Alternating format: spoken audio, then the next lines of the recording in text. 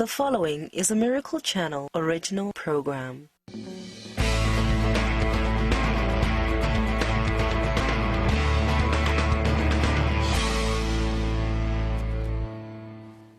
And welcome to Insight. I'm Paul Arthur. Our lines are open for your calls right across the country and beyond at 1-888-816-2545. Emails are also welcome, talking about, well, a number of issues wrapped up into one here, I guess, dealing with the homeless and feeding the poor, those kinds of things, preaching the gospel, freedom of speech, freedom of religion. This is dealing with the situation in Calgary with a street church and the always controversial Pastor Art Pawlowski. You've probably heard us talk about that in the last couple of weeks here. The long battle they've had with the city of Calgary over the right to use loudspeakers to preach to the downtown homeless. Went to court finally. It's actually a fairly lengthy trial, about 6 days long, and we thought we'd actually have a court decision to pass along to you today. But in fact, I guess the whole matter is so complex, it's been carried over, extended for another couple of days. I think it's going to be in the summer, something like that.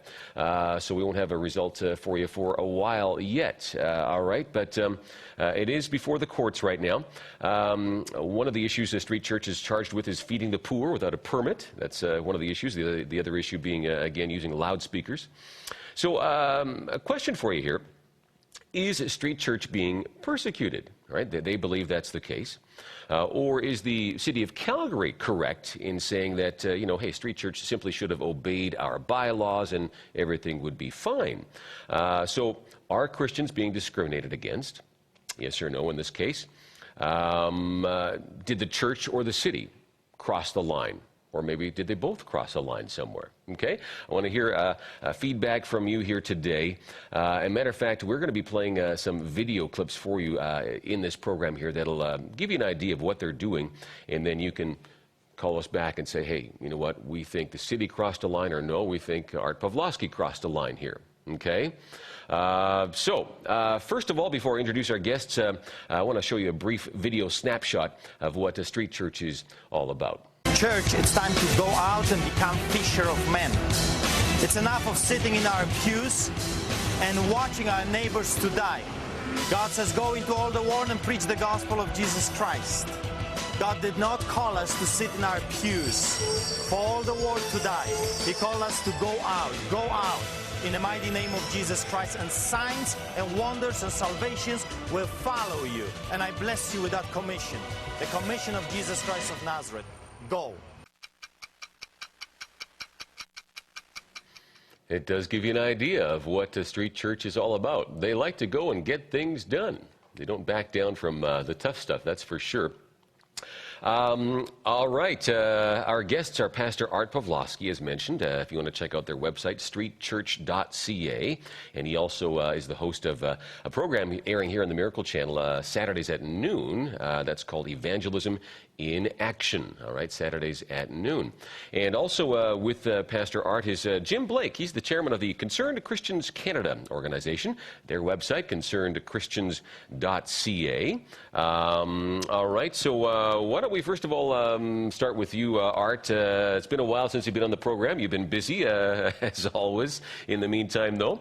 For those of you, our viewers who aren't familiar with, street church and the background there, why don't you share some of that? I mean, you were arrested, I think initially, I know when I first kind of paid attention to what you were doing, I said, oh, here's a guy who's been arrested at, I think it was Calgary's Fringe Festival. That's right. I'm not sure how many years ago that was. You were arrested for, I think, preaching to some psychics, I think, at their booths during that festival in Calgary, and were arrested in the process, right? No, I got arrested by 7 police officers because I read the Bible in public. Oh, okay. This is right. You had some complaints, first of all, about the preaching, right. And then later on they came and arrested you for actually just standing in the park. That's it. Or even on a street corner. I don't know what it was, but it was on public property, and you were reading aloud from the Bible. Public sidewalk. And were arrested. Okay. That's right. Did none of that stuck, did it? I mean, no, of course, it was thrown out. When the police officer put 7 criminal charges on me, obstructing, resisting arrest, like different things. And of course, you know that we carry camera with us, so everything was recorded. When the Crown prosecutor saw the camera, she actually thanked us that that she was able to see this footage before it hit the courts, because she said, that's what she said, she would be greatly embarrassed. Embarrassed by the whole thing, By okay. the whole thing. So I was thrown out. Okay. I didn't have the chance really to sit down Right. on the criminal bench. It was just Okay. free to go.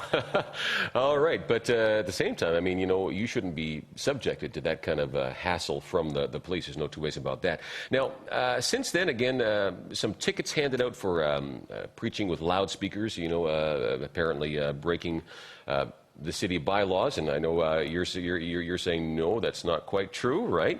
And they handed out a myriad of other tickets, really, parking tickets, all kinds of things, because again, maybe you're not really breaking any noise bylaws, all right? And you had some creative ideas to get around that, to use some loudspeakers, but I understand in the last year you haven't really been using loudspeakers. They've really clamped down on that. Which limits, of course, how much you can preach, how far your preaching will go. That's right. In the downtown parks, preaching to the homeless, that sort of thing. So fill us in on the details there. So what happened?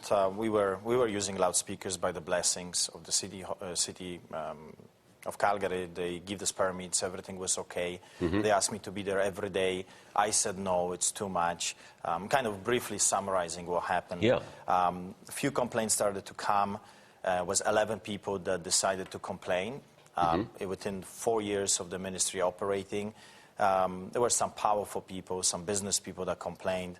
Then the city decided to pull our permits back, even though the investigating officers stated in their own reports that the ministry is in compliance. I remember seeing the actual report, the affidavit signed by one of the bylaw officers who checked out the noise complaint and said there's no noise violation here. So when we find out about all those documents, when we received them from the courts, we decided to stand up for our rights. If the officers, you see, we are all for the law.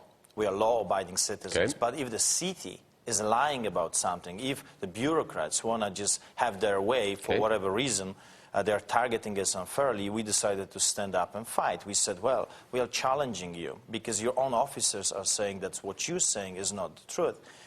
So they started to give us tickets for illegally barbecuing in a park, gathering a crowd, association, believe it or not. It's illegal according to the city bureaucrats.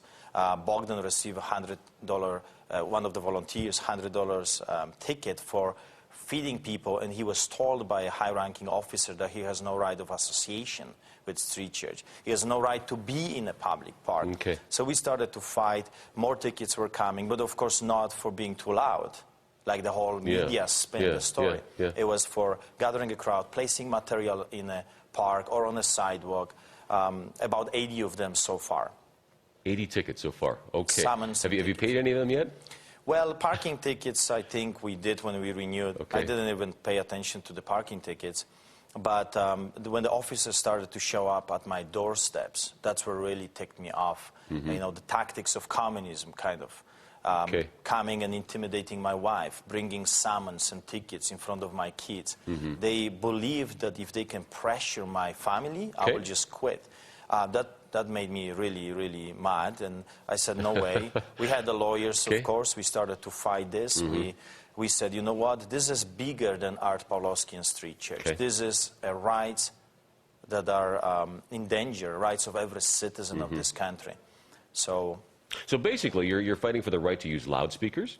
No. That's what this court case is about, though. The court case is about that. Because you would like to use loudspeakers, right? Well, that's part of it. I'm just saying part of it is, in this particular case, is that you believe it's your, right as a Canadian citizen to use that, because these are, you're not breaking any bylaws, in your opinion. The city is arguing against that, saying, no, you're breaking bylaws. And then there's the issue of feeding the poor without a permit. Now, did you break the bylaw there? Or because I know you, again, a couple things. You said you have all the training. They told you have to get licensed to do that. So you got you got all your food training certificates, all that kind of stuff, whatever.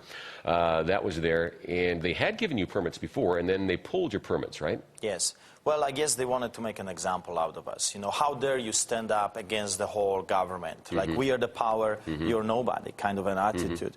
And because we put up a fight, we said, no, you guys are breaking the law, not us. The whole fury of province kind of went against us.